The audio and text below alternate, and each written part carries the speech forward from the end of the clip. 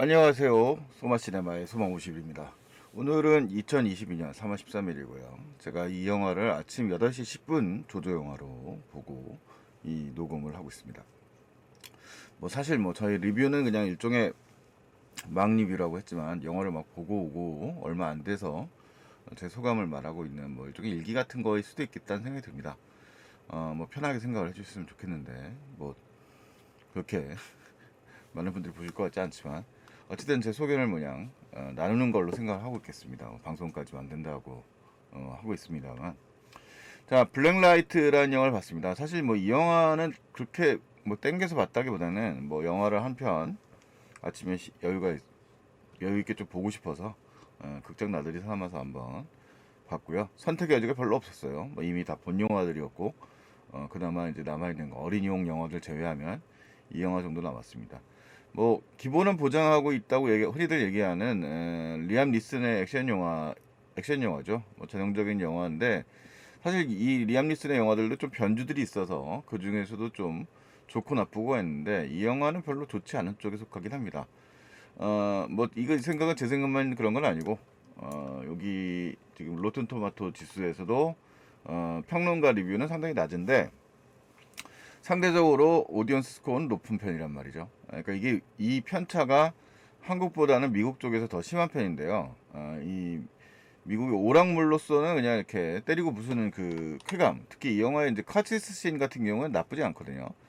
그 영화 이런 면에서는 조금 점수를 얻은 것 같은 게 있어요. 물론 그 외에도 할 말은 많이 있습니다만, 블랙라이트 같은 평가 이렇습니다. 아주 서브토마토 지수가 굉장히 낮은 편에 속한 영화고요. 리암 니슨 영화들이 별로 좋은 액션 영화들은 별로 좋은 목소리 듣는 게 많지 않지만 이 영화는 더 별로 좋지 않은 평가를 받은 것 같아요. 자, 지금 메타스코어와 IMDb 평점, 미국 기준이죠. IMDb 평점도 4.7, 그다음에 메타스코어 평점도 27이니까 이게 다 100점 만점에 27, 그다음에 10점 만점에 4.7이라서 역시 매우 좋지 않습니다. 평단 쪽에서는 별로 좋지 않은 편이고요. 국내 쪽에서도 지금 이거 언급한 평론가 자체가 별로 없어요. 5.0 정도, 그냥 그래도 2개 반 정도니까 그냥 오락 영화다라는 정도의 기준을 삼고 있는 그런 영화 되겠습니다. 자, 예고편을 보면서 한번 얘기를 해보죠.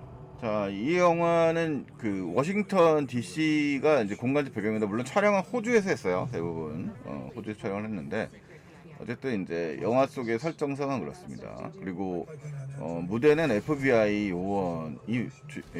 지금 리암 리슨이 등장하고 있는 인물은 FBI 그 언더커버 요원들, 비밀 잠입한 요원들이 문제를 일으켰을 때 그 문제를 해결해서 일종의 재교육 기관으로 보내는 일종의 FBI 지금 국장 나오고 있는 에이단 퀸이죠. 에이단 퀸이 연기하는 FBI 국장의 직속 부하가 되겠습니다. 그래서 이제 굉장히 스페셜한 인물로 등장을 하고 있습니다. 영화에서 지금 보시는 것처럼 액션 장면들과 교차돼서 지금 예고편에 나와 있는 것처럼 이 등장 인물인 리암 니슨이 갈등하고 있는 거는 굉장히 손녀를 사랑을 해요. 되게 어린 손녀를 사랑하는 인물이라서 이 일을 그만두고 싶어 하고 있는데 은혜 관계가 있어요. 그러니까 이 FBI 국장이 자신의 생명을 구해줬던 경험이 있기 때문에 그것에 이제 부탁을 거절하지 못하고 있는 상황인 거고요. 그 다음에 이제 이 손녀는 할아버지를 굉장히 사랑하지만 딸은 이제 이 남자가 1등을 통해서 가정을 버리고 떠났던 그런 것들이 있었기 때문에 별로 신뢰를 못하고 있는 상황인 거죠. 그래서 영화 자체의 그 플롯은 이제 대략 그런 쪽 구성인데, 이제 흑막이 있다는 것이 드러나고, 물론 그 흑막이라고 하는 건 좀 거대하기보다는 영화에서 제시되어 있는 인물들 사이에서 모든 일이 거의 벌어진다고 볼 수 있겠습니다. 일종의 정치 스릴러이고 액션 영화인데, 이 영화가 이제 칭찬받지 못하는 거는 각본적으로 그렇게 정치 스릴러로서의 완성도나 그런 그 완성도 같은 거, 그러니까 이제 복선이라든가 이제 그런 기승전결의 문제들, 그런 것들이 깔끔하지 못하고 액션 영화로서의 쾌감도 훌륭하다고 말하기 좀 어려운 영화. 그러니까 이도저도 아닌 느낌의 영화이기 때문이에요.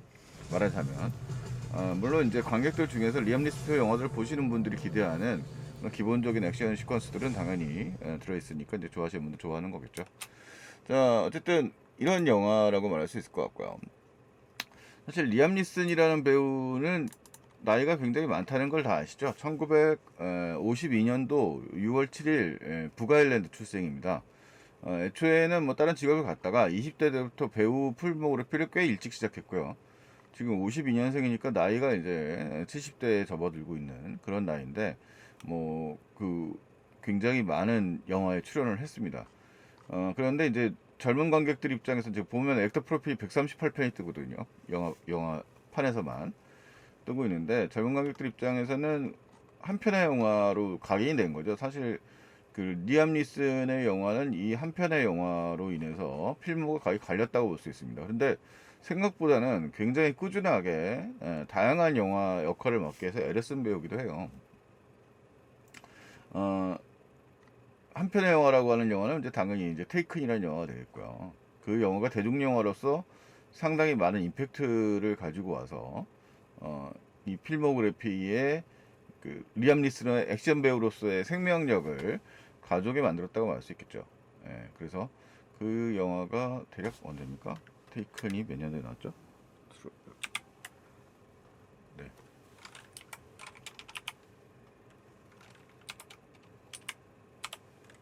네, 테이큰 2008년도에 나왔네요. 예.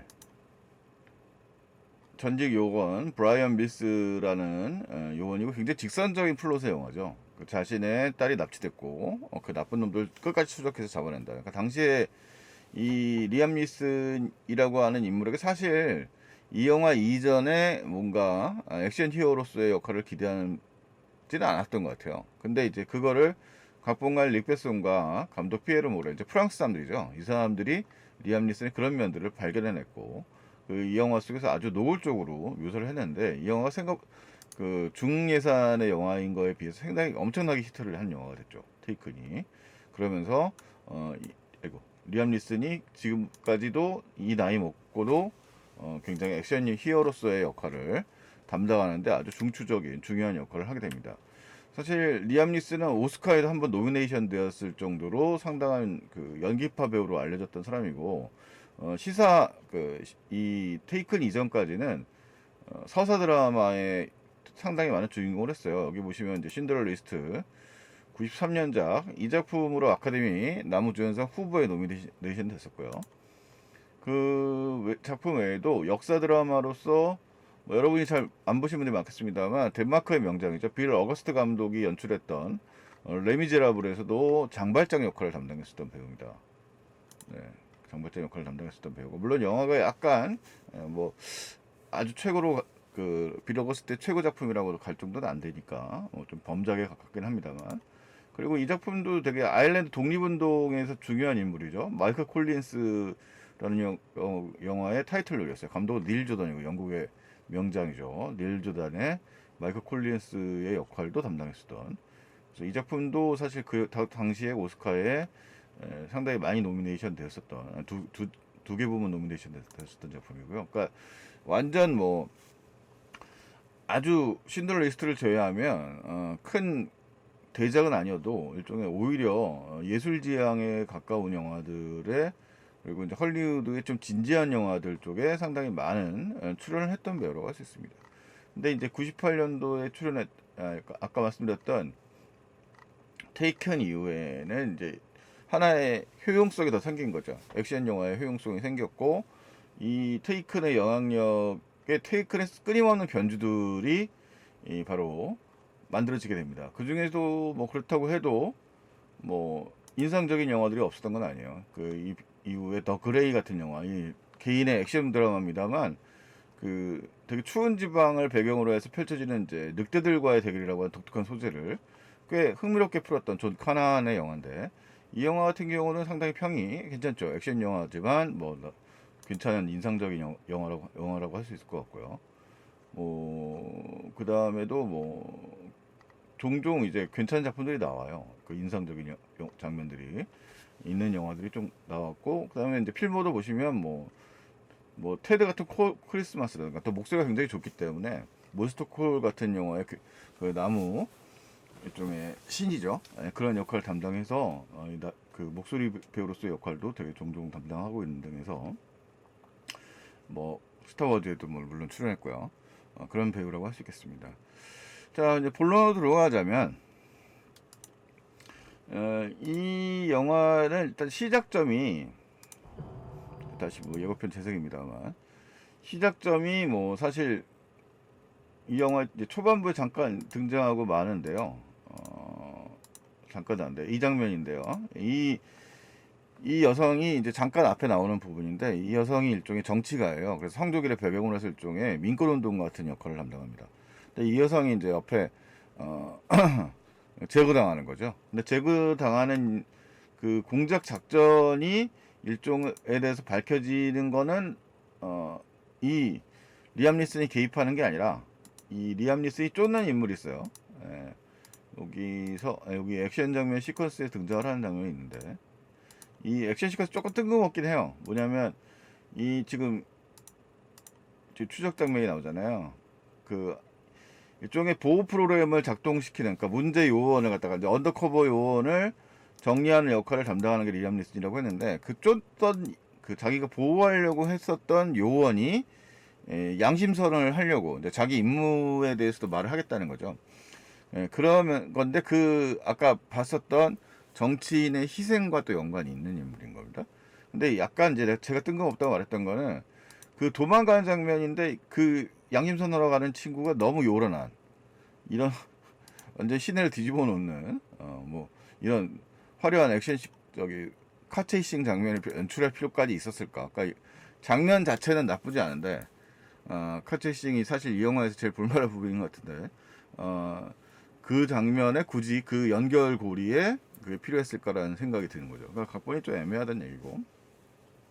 사실 리암 니슨이 이 영화의 이제 서두에 등장해서 이제 자기 이제 해결사로서의 능력을 발휘를 하는데, 원래 이제 리암 니슨이 연세가 많으죠. 물론 아마추어 복서 출신이기 때문에 이제 그 주먹을 뻗는다든가 이런 데서의 각은 좀 괜찮으십니다만 속도는 느리죠. 이제 뛰는 장면 같은 거 보면 확실히 노세아가 더 왔다는 거죠. 원래 덩치가 작으신 분도 아니고 그런 분입니다만 액션 장면 자체의 활력은 별로 없어요, 사실. 그러니까 뭐 후반부에 펼쳐지는 장면도 너무 실내에서, 지금 이 장면에서 실내에서 대결하는 장면들이 나오는 건데, 그 장면도 사실 뭐 좀 답답한 느낌이 있는 건 사실이고요. 개인적으로는 아침에 제가 집중을 못했습니다. 영화가 약간 이제 너무 뻔하게 흘러가는 편이라서. 그래서 이 영화가 보여주는 앞에 서두에서 이제 딱 그 등장했던 여성 정치인, 그래서 이제 정치 스릴로서 흘러가는 느낌에 갑자기 이제 이 주인공인 리암 니슨이 트래비스죠. 트래비스 라이트인데 트래비스 라이트 맞나? 트래비스가 그 문제를 해결하러 개입하는 것 자체가 좀 끼었다는 느낌이에요. 그러니까 이 영화에 보면 이제 저기 이 사건을 추적하는 기자도 있고, 근데 그 기자가 이 문제를 폭로하는 거죠. 사실이 진실. 그러니까 흑막이 있는데 그 흑막에 있는 사람을 진실을 갖다가 추적하는 내용이라고 할 수 있거든요. 이제 플롯적으로 말하자면 각본적으로. 그런데 거기에 사실 뭐 설정 자체에 시비가 얼마 하면 없는데, 트래비스라고 하는 이 인물은 FBI의 비밀 요원으로서 이제 역할을 정리해주는 역할을 담당한 사람인데, 그 사건에 낑기게 된 거죠.